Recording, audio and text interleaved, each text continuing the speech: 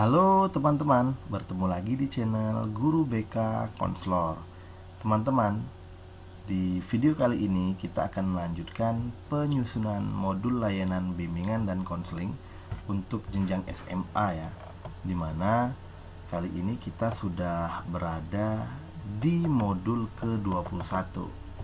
Nah, di modul 21 ini adapun materi yang saya angkat ya, yang sama-sama kita bahas kali ini, yaitu meningkatkan kualitas ibadah dan mewujudkan ibadah yang berkualitas. Meningkatkan kualitas ibadah dan mewujudkan ibadah yang berkualitas. Nah, ini diperuntukkan untuk kelas 12 semester ganjil tahun ajaran 2023-2024. Adapun topik tema yaitu meningkatkan kualitas ibadah pada Tuhan Yang Maha Esa. Landasan hidup religius terletak pada aspek perkembangan untuk jenjang SMA ini. Kemudian CL-nya, capaian layanannya, yaitu melaksanakan berbagai bentuk dan tata cara ibadah sehari-hari atas dasar keyakinan yang dimiliki secara konsisten disertai sikap toleransi. Adapun fase perkembangannya adalah fase F. Kelas atau semesternya itu kelas 12 semester ganjil 2023-2024. Bidang perkembangannya yaitu bidang pribadi ya teman-teman. Nah, kalau di video sebelumnya kita membahas untuk kelas 10, kelas 11, sekarang di modul 21 ini kita sudah masuk ke kelas 12 teman-teman. Nah, ini sedikit isi dari materi yang bisa saya sampaikan, yaitu meningkatkan kualitas ibadah dan mewujudkan ibadah yang berkualitas. Ibadah bukan hanya sholat, zakat, puasa, haji, tetapi semua perbuatan yang ditujukan untuk mendekatkan diri kepada Allah dan semua bentuk perbuatan baik yang berguna bagi kepentingan orang banyak. Ibadah memerlukan kesiapan lahir dan batin, sehingga nilai ibadah kita lihat, nilai ibadah dari waktu ke waktu akan semakin meningkat. Ada beberapa upaya yang dapat dilaksanakan agar ibadah itu semakin berkualitas. Yang pertama, ibadah dengan kesadaran. Yang dimaksud ibadah dengan kesadaran yaitu bahwa ibadah yang dilaksanakan tidak ada unsur paksaan, dan juga bisa berarti bahwa dalam melaksanakan ibadah maaf teman-teman ya, bisa juga berarti bahwa dalam melaksanakan ibadah kita tahu dan paham terhadap apa yang kita laksanakan. Selanjutnya, ibadah dengan kecintaan. Ibadah dengan kecintaan. Beribadah tanpa kerinduan dan kecintaan tidak akan merasakan kenikmatan dalam beribadah. Seperti orang yang sedang sakit tidak dapat merasakan lezatnya makanan. Oleh karena itu, jalan yang dapat kita tempuh untuk memperoleh kenikmatan beribadah dan agar terhindar dari sikap malas, hendaknya selalu mencari dan menambah konsentrasi di dalam ibadah.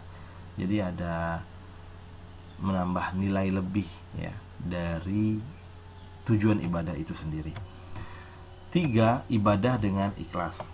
Nilai ikhlas dalam beribadah bukanlah diperoleh secara tiba-tiba, akan tetapi memerlukan upaya dan perjuangan secara terus-menerus. Seperti kewajiban sholat 5 waktu, pada awalnya terasa berat dan bisa jadi akan menjadi beban, bahkan menjadi penghalang setiap aktivitas.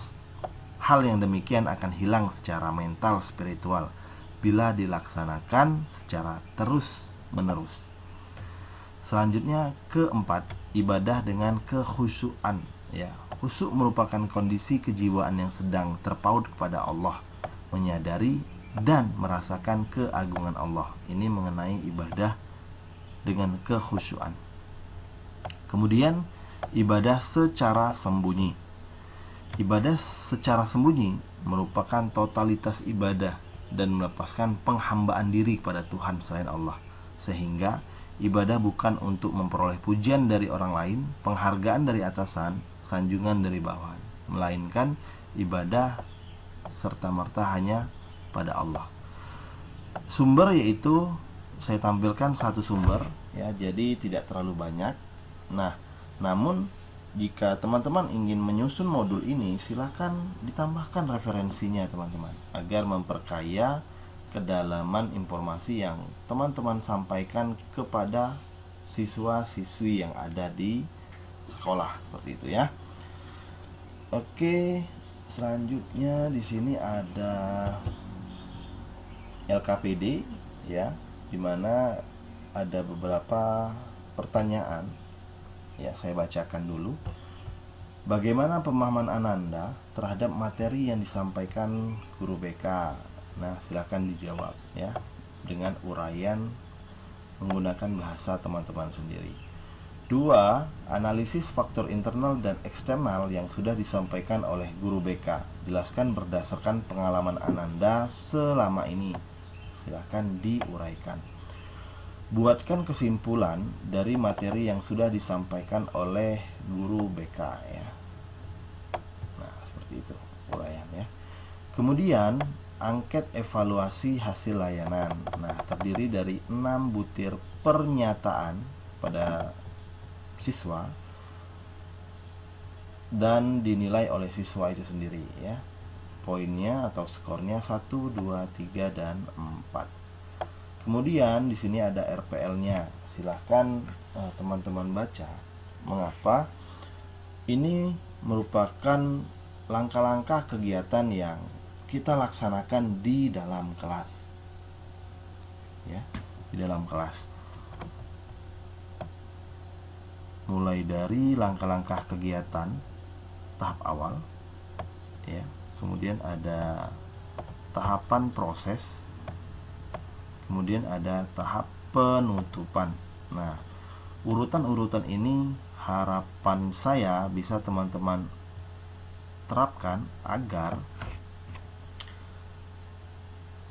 apa yang ingin dicapai dari pertemuan ini ya, pertemuan kita dengan siswa itu bisa tercapai dengan baik, sehingga kita bisa melaksanakan penilaian proses maupun penilaian hasil.